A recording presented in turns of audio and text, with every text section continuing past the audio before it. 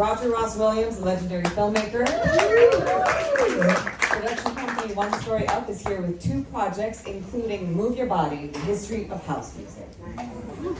And we have Bao Nguyen, who's here this year with The Stringer, and he also was here last year with The Greatest Night in Pop. And Drew Dixon, the music producer and Me Too activist who has worked with iconic musicians such as Notorious B.I.G. and Whitney Houston, and was here in 2020 when we first met with On the Record, and we'll dive more into that later. And Joseph Patel, who is fresh off the heels of the opening night film, SLY Lives. AKA the Burden Black Genius, and was last here with the Oscar-winning Summer of Soul. It was last year at 9:30 this morning. So, the question for this panel is, can music save the world? So we're going to start with that question. Do you think music can save the world? Oh, I'm kicking it on? Sure. I just gave it a look. Absolutely. No doubt. I believe music is the most powerful language we have. It allows us to communicate on a frequency that transcends nationality, sort of more formal languages. It's divine. And it's frankly why it's so important that we are intentional about the way we produce it, support it, distribute it, the choices we make. So hell yeah. Yes. Yes. That's why we're on here, right? Can I be the naysayer? Like, not a naysayer. Well, I do want to say Yeah. yes with a reason.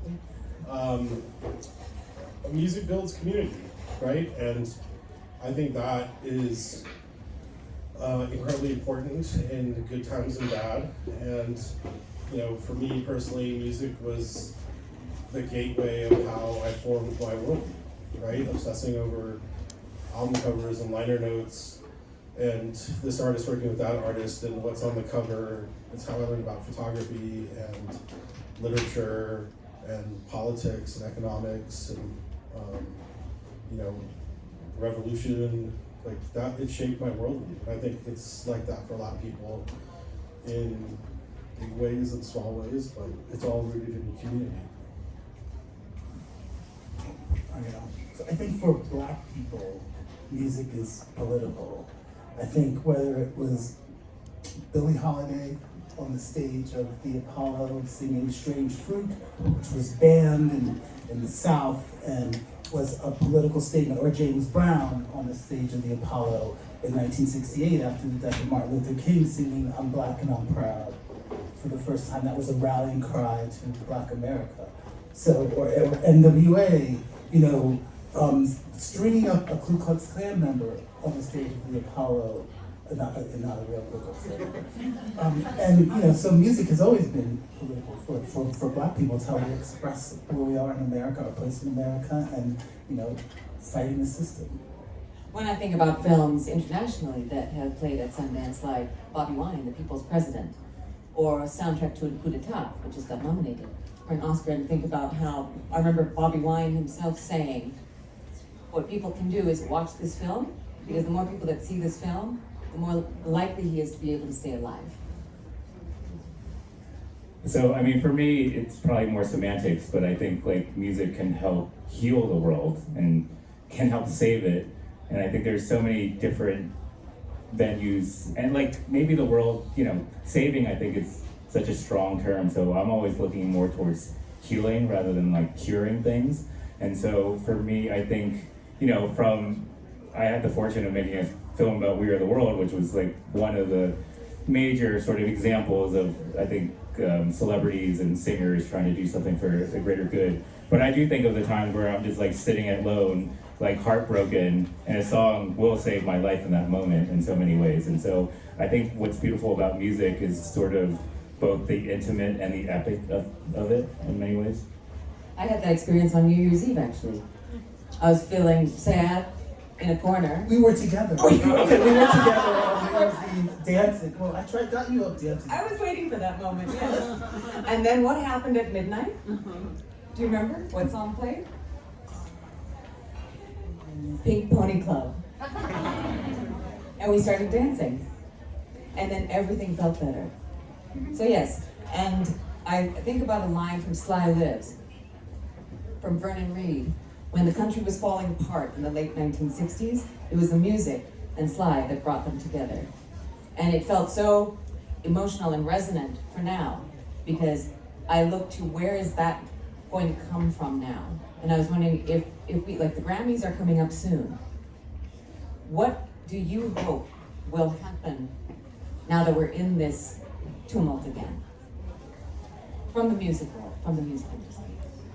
I hope Beyonce takes every Grammy for Cowboy Carter. She didn't get any nomination for the Country Music Awards, and that's an example of today of an album that's very political. Really, it's about history of Black people in country music that's been erased, and Beyonce bringing that back, and what she's done with that album. So I hope that's what happens at the Grammys, and that's going to be a big political moment in music. Anyone else? I mean, I think like given where the Grammys are happening and what has happened recently in that area, I do hope that, in the same moment that it's a time to celebrate, it's a time to be a bit cathartic and a lot of people here are from LA, and I don't think we've had time to like grieve and heal in so many ways. I'm using the word healing a lot. I don't know, maybe it's like my self-help routine or something. But I do think there's like a need for a time of reflection, and I think music does that in so many ways that like it's hard to do in films in the same way if you listen to a song with a group of people or go to a concert. Like I remember after like COVID ended, the first thing I wanted to do was go to a concert and like be with people and like feel that same emotion, and sing with people, like be in harmony and not cacophony in so many ways. And I think the Grammys offers, and a lot of these opportunities, like Sundance offers opportunities for us to like sit back as artists, as people who watch art, who watch films, to think about like, the question that we're asking in this panel today, like how can we make art that can heal and save the world? When I think about if people spent more time singing and dancing and less time talking and thinking, maybe the world would be a better place. Drew? Well, as optimistic as I am, as it's clear from my first answer about the power of music to uplift us, heal us, revolutionize us, liberate us, I am deeply skeptical about the record business. So you brought up the Grammys. That system, I do believe, is harmful. It's extractive. It's obviously capitalism is extractive. I think the music industry is exceptionally so. And I think the gatekeepers have revealed themselves to be toxic. And so I used to jokingly say the record business is no place for someone who loves music. So I am eternally optimistic about the power of music. And it is why I am so adamant that we must change the record business. But how does that happen? And yes. And this brings up another question, like, there's the music and then there's the business behind the music. And it's there that the cracks exist that don't let light in. And there are those who profess through their music to be trying to save the world or heal people and heal the world, but who behind the scenes commit insidiously harmful acts to individuals or to groups. Should we care about that dissonance? Yeah. The Grammys aren't going to save us. The record companies aren't going to save us. Streaming services aren't going to save us. But the kids who are making music in their basements and throwing dance parties and running the underground clubs in New York and internationally, what's happening, and being able to hear that music in those scenes and feel that culture 10,000 miles away. That's the stuff that'll save us, Dream Hampton, who is such an influential person in my life,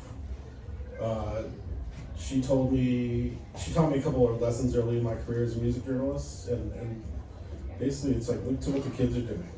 You know, she's like, the kids in the music space, they will tell you what's going on and what works and what doesn't, and they'll show you the way. And then what happens is the record labels get a hold of them and then eat them up, you know? But I think there's enough music in the world that exists outside of that system, and that's some of the stuff that we have to look to. That's exactly what Move Your Body is about. It's about, the disco and the disco demolition happens in Chicago, and it's the death of disco, it's the end of disco, and a bunch of kids in the projects in their basement created house music and created their own.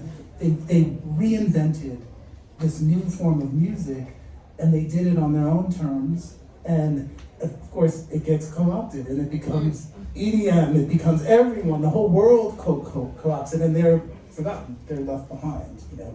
Yeah. But they did that because in their world, you could be a queer kid who was bullied and awkward, but when you came onto the dance floor, when you came into the club, you were free, right? It's this incredible freedom. That happened in the beginning of disco. But then disco was co-opted, and that happened in the beginning of house too, you know. So it does always get co-opted by the music industry. Well, I think that I agree with Dream on many things, and always have. And I do believe the kids are always ahead of us, leading us, breaking ground, challenging us, pushing us forward. But what I also have observed, and I was driven out of the music industry by sexual assault by two different bosses, went to Harvard Business School and picked up sort of what I thought was the ultimate sort of degree, armor that I could get, like in the imperial core. I jokingly said it was the closest thing to, like, as a black woman, like a white male phallus I could ever get would be a Harvard MBA. It didn't really work, frankly. But I sort of examine, sort of from that lens, at the end of the day now, I'm not even sure the kids can get a shot, right? I don't think it's a coincidence that the two sort of most powerful records from black women, sort of in the sort of, if you want to knock on the door of a Nina Simone, kind of, mic drop, empowered, were Lauryn Hill, when she leveraged her momentum from the Fugees, and she's a good friend of mine, and it destroyed her. The power she had to summon to even make that record, wiped her out. And then Beyonce, leveraging the momentum of Destiny's Child and just the Beyonce-ness of it all, was able to make Lemonade. But this is what frustrates me and why I think it's a harder nut to crack. I don't believe that there aren't more Nina Simones. As somebody who listened to an interlude in 1993, 94 and decided to fight until that became hip-hop's greatest love song, I believe hip-hop's greatest love song is still out there, more of them, interludes, concepts, rhymes, but nobody is putting the microphone in the hands of the people that can bring us house music circa 2025, that can bring us hip-hop, but the good stuff. Go-go, I'm from DC, because the gatekeepers are toxic, and it's become consolidated and more consolidated, like everything. We saw the inauguration, the consolidation, the distribution in the hands of people that don't have a soul. The kids can be as all right as they want to be, but somebody's got to give them the shot to get out into the world, and that's where we gotta fight to create traction, to put money in their hands in a system that is soulful and something else than what exists now. Well, and also, how can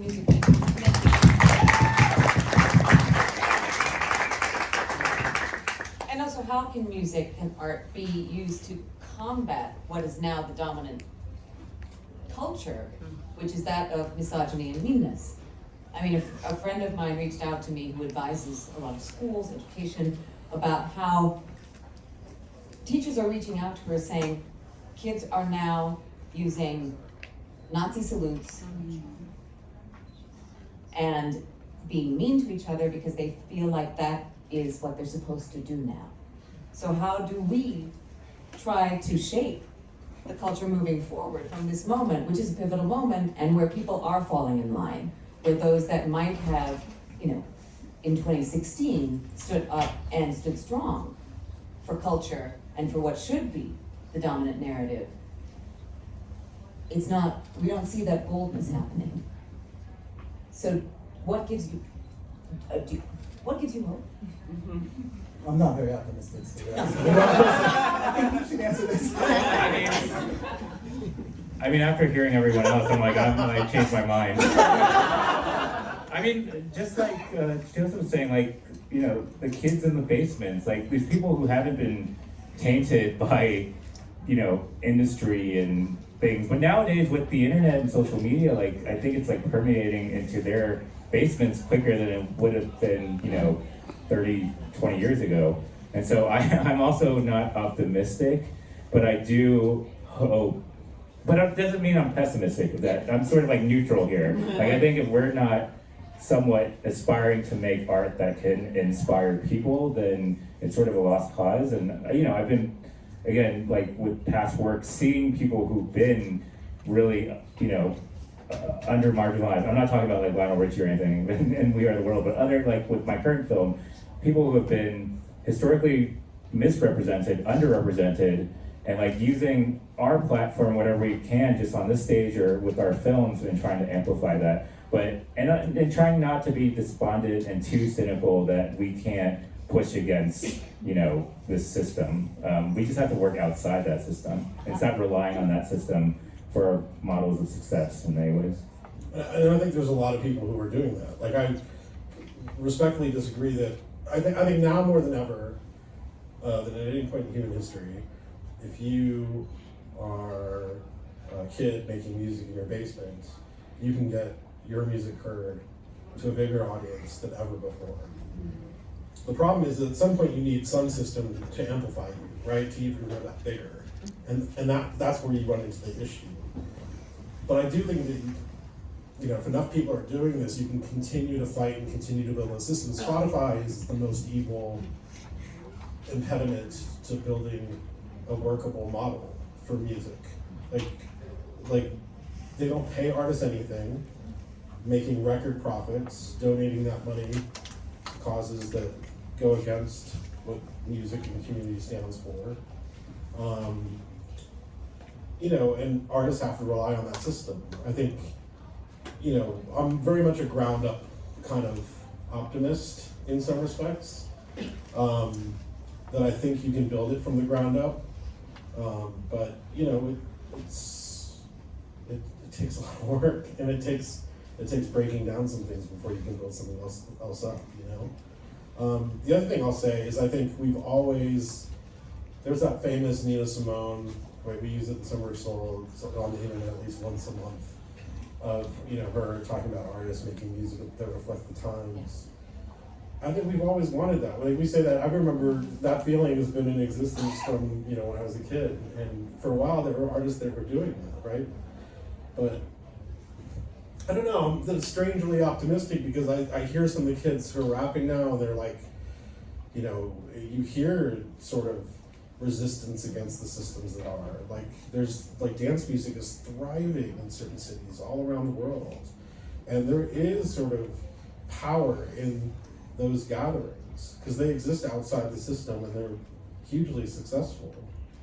I think of, our friend Kunal in the warehouse. He built that up from a 100-person party to 10,000 South Asians in a room all around the world. Like, that's crazy to me. And he doesn't participate in the system. Yes? So I agree. And I am optimistic about literally everything except the legacy record business. And so let's just go around them. 100%. And we can. We are at an independent film festival. We are independent people. independent artists. And I don't think it's a coincidence that one of the most innovative, uplifting hip hop albums of the last 10 years broke on Broadway, Hamilton. Didn't break in the system. We can do that all day and win. I believe in that. I'm a Hamilton hater, so. Okay. We gonna fight. But hasn't there's always been resistance, right? So I did the Donna Summer documentary, and Donna Summer was the first artist to sue her label to get her masters back, and she won that suit. She paid a price because of that. The system then, after that, when she went to Geffen Records, she left Casablanca Records, which was her record label, sued Neil Casablanca, got her masters. He was stealing money from her. But then when she got into the system with Geffen, she was screwed over again. So even though she broke a barrier, so she was part of the forefront of resistance, but you kind of can't win, can you? Mm-hmm. It's very negative. Okay, well, let's to try and bring some levity to this. Let's talk about our personal journeys. What was the pivotal moment for you that led you to make the music documentaries that you made in recent years? Like, what was it in your childhood, an experience that you had that was pivotal for you? And then how did you come to make, talk a little bit about the films that you've made about music. Sure. Wow. Okay. Well, when I was only 2 years old when We Are the World came out, and so my sort of entry point into the song was very different from many people of a different generation. And for me, like, making a film, even if I'm disconnected, like I'm not part of the personal experience or what I don't think is a personal experience at first, I always try to find that personal connection. I think we do that with music too. When we listen to a song and we are that person in that song in many ways. And so for me, it was like looking back at my parents' journey. My parents are Vietnamese refugees, right? And I remember like hearing them play Lionel Richie records, Kenny Rogers records. So for me, pop music was that bridge from my parents' immigrant background to my Asian American background, and that is how, again, talking about like the intimate quality of music, that was important for me. And I still, thinking about making that film, whether or not I was the right person, I actually went to go, my parents have moved back to Vietnam, I went to go visit them, and I was like, I don't know if I want to make this film, to be honest, and I know there's someone recording, but I thought that song was corny as hell, like when it came out. But I heard, there's deeper layers to that. And I was in a taxi cab with this 70-year-old taxi cab driver, Vietnamese. He starts driving, he puts in a mix CD. The first song he puts on is We Are the World. And I was like, that song has had impact. Music has impact beyond how I experience it. So for me as a filmmaker looking at a song and music, like how do I sort of bottle that feeling that Vietnamese cab driver had, who spoke no English but could sing the whole song, and put that into a film in a way. Thank you, Bao, for being the positivity on this panel. Anyone else? For me, I started out as a music journalist. It was like I was obsessed with music. Like I said, it helped shape my worldview. But I was a teenager in high school. My friend was doing a zine. We cold called the Red Hot Chili Peppers management office and pretended like we had an interview that day. And it happened to be their press day, just randomly. The universe and the freaked out receptionist connected us with two members of the band on the phone. And we did the zine interview. It was like kismet. And I started writing for my friend's zine, and that turned into, the early 90s. There was an explosion of independent hip hop magazines, and started writing for those, and just to be able to talk to artists about their creative process, and that just grew. Like when we had success with Summer of Soul, it felt like an extension. Like when we made that movie, it felt like an extension of what I'd always been doing. And so, for me, music is fundamental to who I am, and so I have to be optimistic about it. I have to be optimistic about the power it has and the way it can shape people. And again, I keep coming back to that word community, because, you know, you can listen to music by yourself and feel a thing, but there's something about when you're in a room full of people dancing to house music or techno in a space and everything feels okay. Like, you know, we're just all, you know, even Amir and I talked about this with our movies. We wanted them to feel like Public Enemy albums, right? They're edited that way, they're mixed that way. And that's a reference that, you know, just we understood what that meant, you know? So music, I think, has that power, and for me personally, it's basically shaped my entire life. Well, and with you and with Bao and with Roger, with your films, it's a celebration of the music, and then it's also making sure that that music is borne witness to, so that other people can experience for generations to come. For me, like this, I've seen Summer so many times, but every time when it gets to that part where the people who attended it watch the footage and they say, and they start crying because they're like, now we know it was real.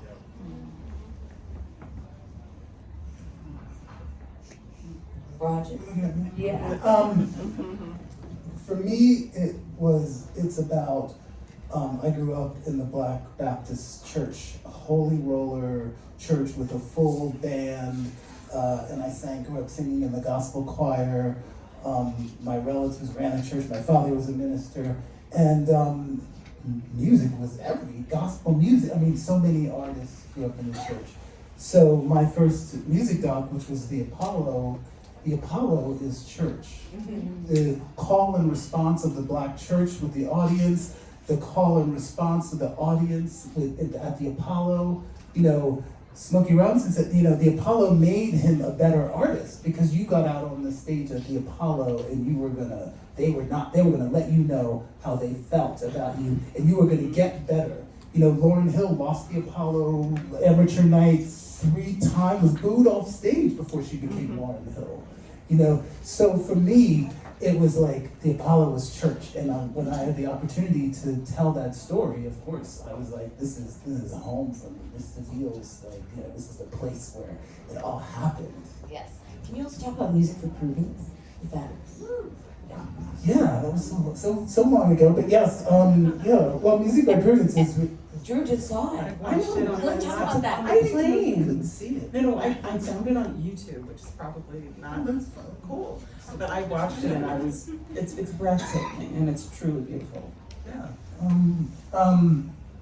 Well, that's also really about church, because Prudence it's about a severely disabled girl doesn't have legs or use of her arms in Zimbabwe, who has this incredible gift as a singer, artist, musician, that and it's considered witchcraft. So she's abandoned and lives in her own feces on the ground. But someone rescues her, and you hear this incredible, powerful music, and she has this powerful voice, and she starts a band, and she conquers the world, and she conquers the 3 O's. She performs for Obama, Oprah, and we win the Oscar. Yeah. So that's the power of music. That's positive. Talk about a positive, uplifting story about how music can change the world. Prudence is an example of that. Yes, and Prudence reminds me, so I work at the Pop Culture Collaborative, which is a proud partner of the Sunrise Collective, and with gratitude to 3AD and Gold House and Asian American Foundation. And at Pop Culture Collaborative, one of the projects that we have funded is Transcends from the Red Hot organization, which was musicians in solidarity with the trans community, which feels especially urgent right now. So that to me is an example of what the Red Hot organization has done with music, using music to raise awareness about issues like AIDS, like the trans issue, and yeah. I really love that the Red Hot organization came back, because that was such a formative thing. And when I was younger, I remember, it's an example of where music was put to good use, right? And being able to raise awareness for issues, and I think they were dormant for a while, and then they came back recently, and that trans album's amazing. Yeah, and if you haven't seen the video that Sade made for her song on the Transa album, Young Lion, which is an apology to her son for not supporting him when he first came out. It's a beautiful video. It'll just make you cry. So now, yes? Oh, no. But so you had a long career in the music industry. What was the pivotal moment for you when you were young, growing up, that led you to that? Yeah, well, I used to say that music as a kid for me was my drug of choice. You know, it's how I could just sort of get myself recalibrated and re-regulated and all the things. I was a big alternative head, Beatles, and then also like alternative music, Smiths and Echo and the Bunnymen, and dating myself. But I was in DC, so I'm in the home of black radio. You know, my mom's Luther, Anita, my dad's Stevie, you know what I mean? So I had to take it all in. And then my parents were local black politicians. And when hip hop began to emerge, and in early hip hop, there was this rebellious, fight the power, you know, kind of radical rejection of black respectability, also sort of like the anti-Cosby Show positioning, which I felt confined by as the daughter of black politicians. Hip hop seemed like this way to marry my love for music with my sense of commitment to service and my people, and let's put the microphone in the hands of more of these young folks fighting the power. So I'm up on the stage feeling very humble because I have never made a music documentary. I'm in one, but I haven't made one. And that was something that I never even intended to be. But as I came forward in the Me Too movement, that experience was filmed by a friend of mine who happened to be the person who introduced me to Jodi Kantor at the New York Times, which is how they know I was going, and they rolled camera. And the film ended up morphing into really a film about my refusal to sign the release for 15 months. Because I was afraid that as white filmmakers, they would get my black card revoked because they didn't understand that this would be a movie ultimately about me as this light-skinned, privileged black woman taking down the king of hip-hop. And that's not what I wanted my legacy to be or anything. So that's how I ended up being in a music documentary, and I'm just honored to be up here with folks who much more intentionally made documentaries about music. Good. So now I'd love to hear what's next for each of you.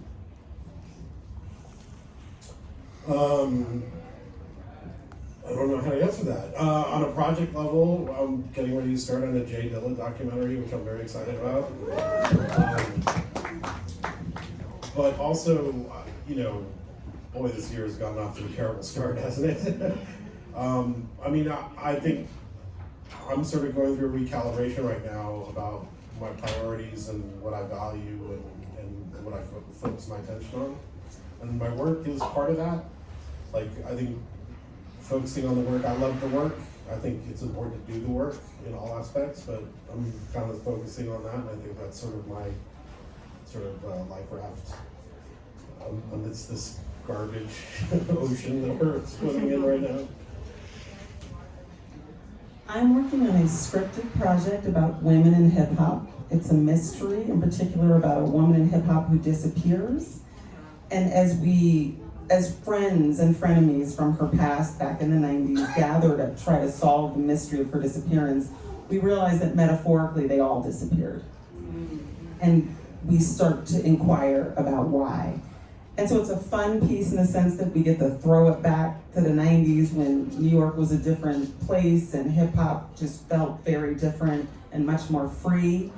But we also excavate some of the darker sides and examine why these women were sort of erased in different ways. And it's really fun for me because it's not real. And after 7 years of having to be very rigorous and disciplined in talking about what happened to me, it's fun to explore the sort of thematic truth, liberated from my desire to be very careful and precise about what actually happened to me personally. So that's it. So I have a film here, The Stringer. So this is the world premiere tomorrow, and it's been a long journey, and I'm just looking forward to showing the film to the world and surrendering myself to the audience and the reception, and shining light on a story that's been neglected for 50 years. I'm also in the early stages of doing a Jimi Hendrix documentary. Very specific part of Jimmy's life when he was in London, coming of age in London. And so that's a sort of a time period and a story that has always been very close to my heart. And so, I'm very privileged in many ways to be able to tell these stories. I have two films here. Movie Body, which we talked about, the birth of houses, the birth of houses. And How to Build a Library, about a colonialist library in the center of Nairobi, and two courageous women's efforts to decolonize the library, because black people were not allowed in the whites only library. So those premiered Sunday, and I did my first scripted narrative film, Cassandra. Yes. And that was here 2 years ago, and I'm doing another scripted film, which I can't talk about because it hasn't been announced yet. But there is the star of it is a major celebrity who was just nominated for an Oscar yesterday. Oh. Yes, blind item. So we have time for like I have two quick questions to close this out. Aside from your magnificent films, projects you've been involved with, what would you recommend a music film for the audience to see that's a personal favorite? And what is your favorite song of hope, healing, and or resistance? Like pessimism. Or just a documentary, a music film that you would recommend? There's so many. Summer of Soul. Summer of Soul, great. Amy, amazing documentary. Some Kind of Monster, amazing, interesting documentary about music in a different way. The psychology and therapy behind. There's so many. Those are few. I don't know about a hopeful song. I can't think of any after this panel. No, Patrick, wasn't that bad? You go. Well, okay. No, I think we'll go back on that. We Are the World is my hopeful song. In terms of music documentaries, one of my favorites is Let's Get Lost, about Chet Baker. It's just a film about him, portrait of just jazz, and it's filmed in a way that feels like jazz, which I really love when the film itself, or the subject matter informs the way the film is told. And Paris is Burning is another one. Yeah, so talking about like joy and dancing and complexity. Yeah, and get back to me about the hopeful song. We Are the World. We Are the World. Love for the World. Have to say that my mom and sister forced me to watch the documentary. You were literally the 10th person who says, my parents love your documentary. No, but then I loved it and was sobbing. And then my daughter fell in love with Bruce Springsteen. She's like, wait, who's that? And I was really inspired by it. It's so good. Thank you. Summer of Soul, listen, so beyond. Dave Chappelle's Block Party, love it so much. Weirdly, I was obsessed with John Lennon because he was killed on my 10th birthday, at my 10th birthday party. And I had just gotten double fantasy. I mean, I was like, how did this happen to my party? And so US v. Lennon is that just meant a lot to me. This is real, maybe a corny song, Optimistic Sounds of Blackness. That always does the trick for me. I'd have to keep thinking, but I am optimistic, deeply optimistic about all y'all, about the power of us to find a way, in many ways, beyond. I have no doubt this is a dark chapter. We're gonna be all right, okay? And yeah. My brain is mush, but Dave Chappelle's Block Party is extraordinary. I was there that day. It was, God, it's such a well done film too. And it's kind of a spiritual guide for Summer of Soul in a lot of ways. Also Depeche Mode 101, which was like hugely influential to me when I was younger. I've always wanted to make a tour travel doc like that, but with like Black artists. I pitched something about NERD, like Depeche Mode 101, like many years ago, that they looked at me like I was crazy, and I was like, damn, that would have been fun. And optimistic, I mean, I say this and it's not a joke, but like, I mentioned this on the red carpet last night, is I listen to Mobb Deep's The Infamous at least once a week. It just makes gets my fist balled up, and like, it makes me feel like I'm ready for the fight. Yeah. Well, and there were a lot of questions about whether or not this festival would happen, and if so, what it would feel like to be here, considering the tumult that this year has started with all of the painful losses and with all of the political chaos. And yet we are here, and the films are happening, the crowds are coming, and it is important to be in community because we realize that we're not alone and we're not crazy, and that we have a role to fill. And I just think about what a favorite North Star quote of mine is from James Baldwin, that the precise role of the artist is to make the world a more human dwelling place. And I would like to leave on that note, and thank you to all of the panelists. Thank you for your work. And thank you all for being here. We're done.